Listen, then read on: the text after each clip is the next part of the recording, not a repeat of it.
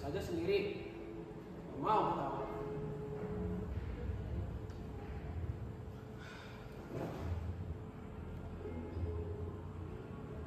Kalian pikir jadi band kayak saya gampang? Tinggal ngelawak dikit, semua orang ketawa. Coba kalian jadi saya. Kalian ngerti? Jadi baru gak ada gampang-gampangnya. Apalagi zaman sekarang, kalau lawakan kalian salah sedikit saja, bisa dipenjara kalian semua. Iya, saya punya teman, dia dipenjara karena dia ngejokes yang berlebihan. Dia bercerita tentang seorang yang memanjat pohon kelapa lalu mengumandangkan azan subuh jam 10 pagi. Tentu saja orang-orang dari segala kampung pergi ke dia. Dia membawa senjata, mencaci maki dia. Bahkan ada yang membunuh dia. Turun kamu kafir! Turun kamu! Dasar kafir! Penista agama! Oh, berani-beraninya ya kamu mengumandangkan sholat subuh jam 10 pagi. Turun kamu kafir! Turun! Kamu bukannya panik? Ini malah di atas bilang ini. Kafir? Hah? Penista? Siapa yang kafir? Siapa yang penista di sini? Tadi pagi saya datang ke masjid. Kalian nggak ada yang datang. Giliran sekarang jam 10, kalian semua pada berdatangan. Coba siapa yang kafir? Siapa yang munafik?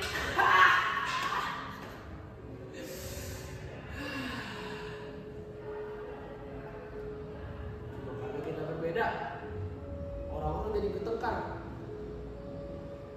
Sekarang mah orang-orang semuanya bertengkar terus, berkelahi terus.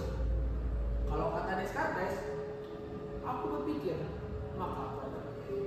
Kalau kata orang-orang sekarang, aku bertengkar, maka aku ada. Bertengkar itu jadi komoditi, diperjualbelikan. Terdapat pembenaran atas nama keyakinan. Bahkan ya, air aja digunakan untuk kepentingan kekuasaan. Makanya zaman sekarang mah kalau mau laut susah. Saya dari blog ini, dari bener-bener gini, karena saya ngikutin papa saya. Kan dulu papa saya juga badut. Tentu dong, saya juga jadi badut.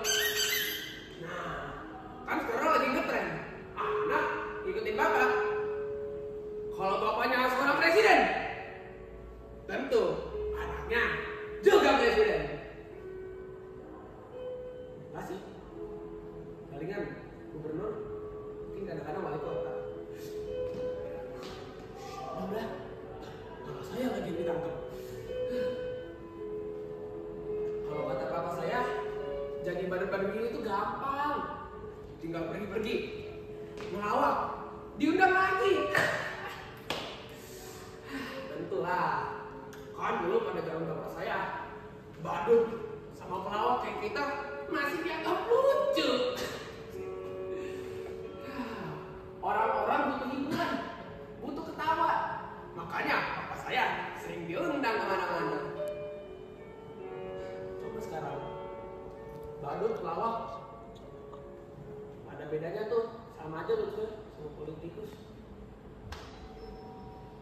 Bentar ya.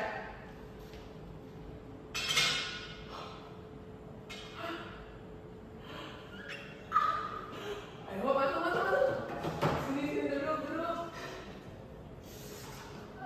Oh maaf ya, rumahnya lagi berantakan.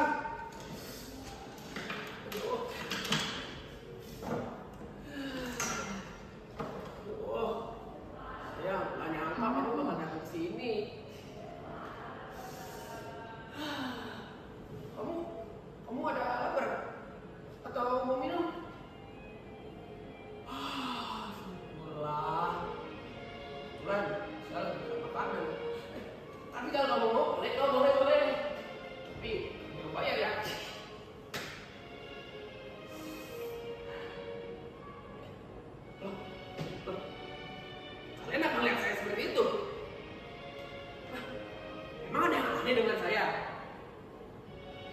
Ya, saya baru-baru gini. Tapi baru-baru ini saya juga manusia. Bisa falling in love. Lihat nih pacar saya. Cantik kan namanya? Yoilah, pacar saya.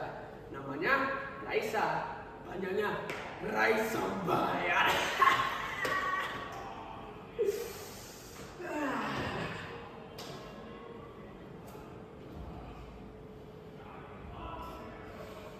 Oh Raisa, kasih ya udah mau jemput aku. Raisa, kamu pasti rindu ya sama abang. Kamu juga rindu kok sama kamu. Begitu berat, kamu gak bakal kuat. Biar aku saja.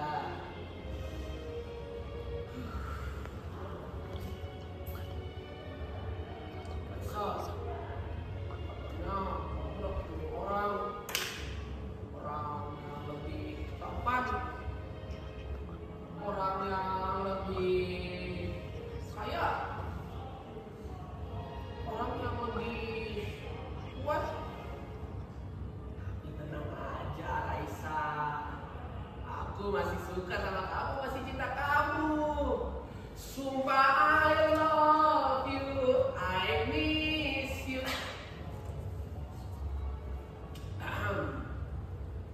Bisa, boleh nggak aku cium? Boleh nggak aku peluk? Boleh? Raisa, Raisa,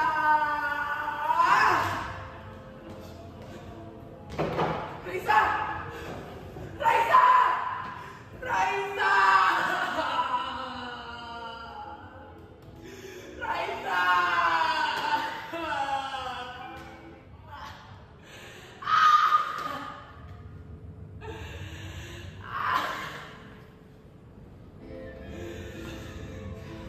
Lihatlah saya sudah jadi baru-baru gini, nggak lucu, jomblo pula. Sungguh nasib saya benar-benar ambiar.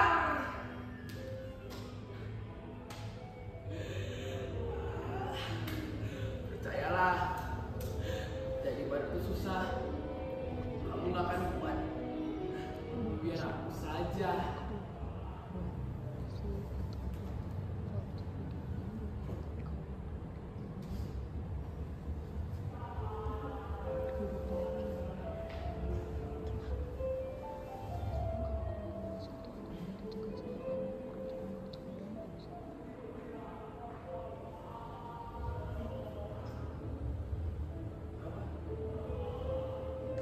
Kalian melihat saya seperti ini?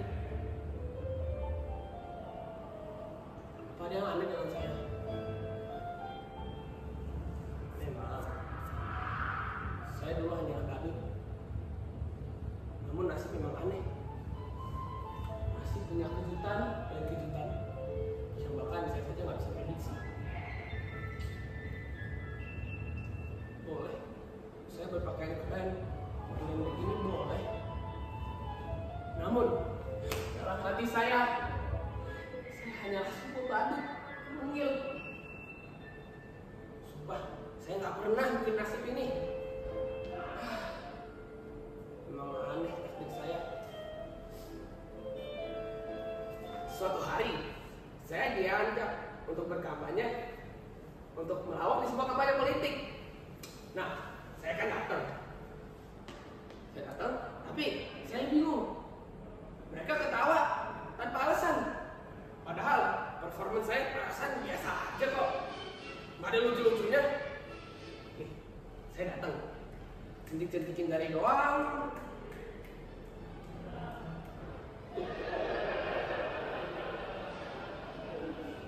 Banyak yang ketawa kan? Saya goyang-goyang pakai dikit doang. Tuh, banyak juga yang ketawa. Bahkan ya, saya diem doang diri di tengah. Mereka semua pada ketawain saya.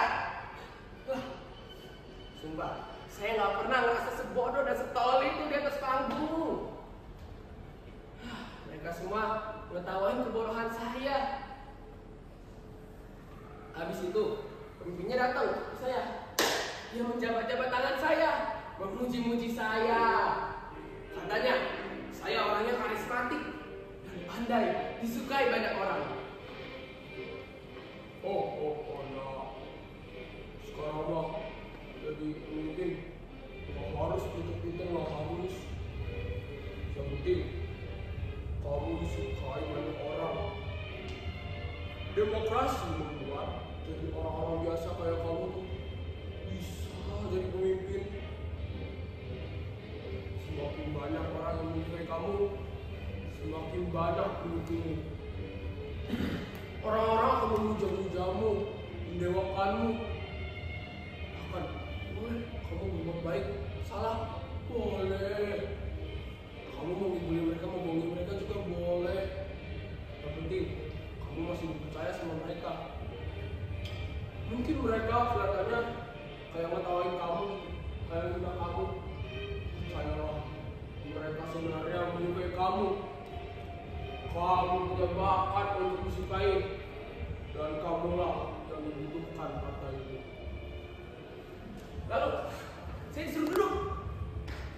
Saya didanain, dipakai baju netis kayak gini. Terus saya didaftarin ke pilkada. Saya aja nggak tahu apa itu pilkada. Saya aja nggak tahu bedanya pilkada sama pilkab. Saya tahu pilkab nggak boleh cuma anak-anak. Pilkada boleh.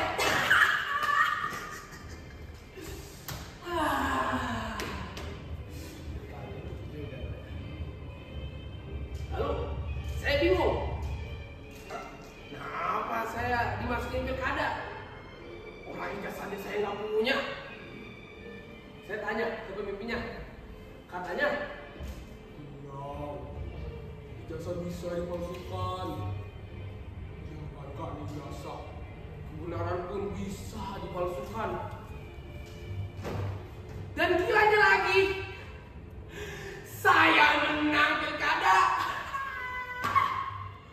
Mereka semua ya memilih saya karena saya yang dianggap paling lucu. Dianggap yang bisa menghibur mereka.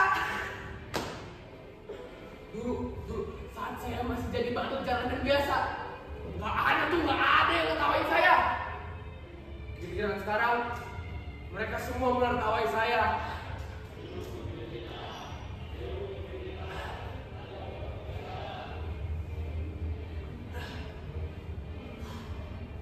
Solusinya nasib saya.